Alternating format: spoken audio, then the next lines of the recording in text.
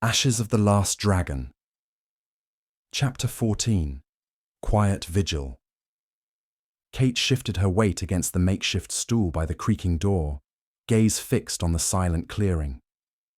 Cole slept upstairs in the loft, so deeply that even the faint moans of the timbers didn't stir him. They'd stumbled into this eerie old house after dawn, and it was her turn to keep watch through the late morning and afternoon. She rubbed her arms, thinking back on what had driven her here. Lily had been so kind. She and Cole like younger siblings to Kate when she'd lost the last of her own family. The memory burned. The last time she'd seen Lily alive, Lily had been too sick to speak, choking on coughs. In that moment, Kate never imagined their next meeting would be no meeting at all. Lily was just gone, vanished into some horror Cole could only half explain. That riddle haunted Kate deep into her nearly broken soul. The only thing helping her maintain her sanity was knowing she still had Cole with her, who had grown into a man who seemed to always do what was right in difficult situations. What truly happened to Lily? The question circled endlessly. She knew only fragments. Cole running for High Mill to find medicine was another of his difficult choices. But Lily's abrupt passing, and some monstrous new plague tearing through Ferrowell. Now he wanted to go to Oaksford. He'd mentioned it before, but had never explained the depth of his desperation. She sighed, resting her elbows on her knees. What did he hope to find there? Surely not just more medicine, not after everything that had happened. She swallowed.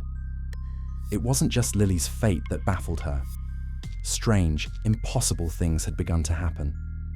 Abominations stalking the streets, twisted creatures in the forest, and Cole moving with such vigor after being on the move for so many hours, not to mention herself. How had she even made it out of the dense part of the cursed woods before him? The route she'd taken was longer, yet it felt like she'd glided past danger, unseen, until reaching the clearing. It made no sense. Rubbing her eyes, she decided a breath of fresh air might help clear her thoughts. Gripping the door's handle, she slipped outside. The clearing remained oppressively silent, the barn bizarrely pristine compared to the rotting house. A faint breeze shifted the grass around her ankles but made no sound. It set her nerves on edge, her boots pressing soundlessly against the damp earth. The morning light unable to banish the oppressive quiet. She had always trusted silence in the woods. It meant listening. It meant reading the world around her. But this place is all wrong, she thought. Then she heard it, a deep, guttural snort. The sound rumbled low and heavy, carrying the weight of a creature far too large to ignore. She froze, every muscle tensing, eyes snapping toward the source. A bear. It stood just beyond the tree line, massive and dark-furred, its heavy paws shifting through a bed of rotting leaves. It wasn't searching for food. It was listening. Her heart hammered against her ribs. Her father's voice rang in her mind, the lessons drilled into her since childhood. You never let a bear see you panic. You don't run. You don't turn your back. But then, she faltered.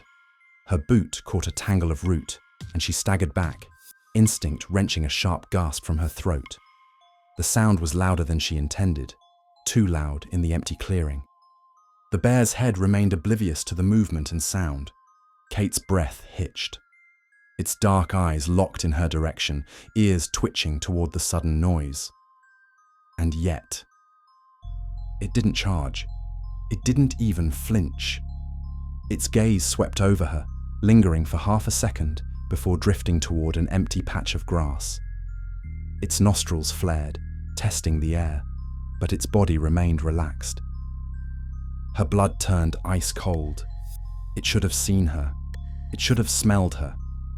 Yet it hadn't. Her pulse pounded in her ears as she shifted her weight carefully, eyes fixed on the beast's every movement. She took a cautious step to the side. The bear didn't react. She exhaled, took another step. Nothing. It wasn't ignoring her. It didn't even know she was there.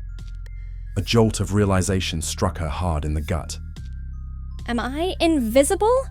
The thought was absurd. It defied every law of nature. But what else could explain this? The bear wasn't blind. Its ears didn't even twitch at her movements. Its nose flared as if trying to catch a scent. But it didn't seem to recognize her as something real. A slow dread curled in her stomach. If she was truly unseen, she could use this. Kate's fingers brushed against the knife strapped to her belt, the cold steel a familiar comfort. She had hunted before, tracked deer with her father, learned the patience of archery and the silent approach of a predator. But she had never done this, never killed something with her bare hands, never felt warm breath on her skin before striking. And she certainly never killed a bear. She swallowed hard, gripping the hilt with steady fingers. You kill quickly, or not at all. It was another lesson from her father. The first wound mattered most. It decided whether you walked away or whether you bled for it. She exhaled, forced her heartbeat to slow, and then she moved, a swift, soundless step forward. The blade flashed silver in the light of midday. She drove it up, fast, precise, aiming for the soft place just beneath the thick fur. The steel met flesh, a sharp, wet sound, then blood. The bear lurched, its body stiffening, jaws parting in a guttural roar.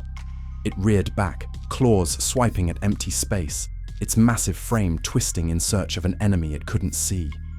Kate leapt away, instinct propelling her backward before the beast could retaliate. Her breath came fast, sharp, but she remained low, her muscles coiled. The bear staggered. The wound bled heavily. She had cut true. But it wasn't enough. With a furious growl, it thrashed wildly, its enormous paws tearing at the air, striking at ghosts. Its breath came in sharp, pained gasps, its strength diminishing with every frantic movement. It was dying, but it wasn't dead. Kate's grip on the knife tightened. One more. Steeling herself, she lunged again, quick, precise, ruthless. Her knife plunged deep this time, driving into the throat, just behind the jaw, where the artery pulsed. She twisted hard, cutting deeper, and then yanked free. The bear released a final, choked roar, a sound of rage, a sound of fear. Then, silence. It slumped forward, body twitching before going still. A great, heavy mass of muscle and fur collapsed onto the damp earth. Kate stumbled back, breath shuddering through her lungs. Her fingers trembled around the hilt of her knife, warm blood dripping from its edge. It was dead, and it never even saw her. She crouched there, heart racing, watching as the life bled from the creature's eyes. A strange, twisting sensation coiled in her chest. Victory? Guilt? Awe? She didn't know. All she knew was that she had just killed a beast with nothing but a knife, and it had never even known she was there. Her fingers ghosted over her own skin, as if expecting to find herself missing. But she was still solid, still real. She exhaled sharply. It didn't see me. Her voice was barely a whisper, swallowed by the unnatural quiet of the clearing. She sat there for a moment longer, pulse still erratic, then forced herself to move. The bear was dead. Its death wouldn't be wasted. Cole needed food. With steady hands, she wiped her blade clean and set to work. Hauling the bear closer to the house was a grisly chore for even the strongest of men, so Kate worked methodically to cut what she could carry to the house.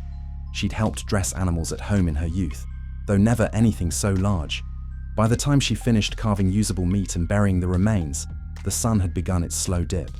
She brought some of the cut pieces inside, found a workable pan, and started a small fire in the house's ancient hearth. Soon the smell of roasting bear filled the stale air. Despite her trembling exhaustion, the process calmed her nerves. It was bizarre, but cooking reminded her of simpler times, of Lily ribbing Cole for always burning stew, of their laughter echoing in her kitchen. The memory knotted her gut. You should still be here, Lily. But she fought back tears, focusing on her unexpected kill. She'd been as good as invisible to that bear. What does this mean? Another question to add to her ever-growing list. Eventually, she set out a plate for Cole after having one for herself, though she felt too wrung out to eat much. She trudged upstairs to the loft, Cole's plate still warm in her hands, only to find him stirring from his slumber. He blinked, stiffening when he spotted her in the corner. Relief flashed across his features, realizing it was her. Kate was relieved also. He could see and hear her, which confirmed she wasn't truly invisible, at least not all the time. She forced a small smile, handing him the plate. I got us dinner. She said, voice raw with fatigue. Bear. His eyes widened. Where? He seemed about to ask more, but she shook her head. Don't worry, I'm fine. She murmured. Eat. I need to sleep. But there's something we need to talk about when I wake up. It's important. The incident with the bear, her sudden ability to go unnoticed, it weighed heavily on her, a puzzle piece she couldn't ignore. Cole dipped his head, still groggy, murmuring a word of thanks. She mustered another faint smile, then left him to his meal.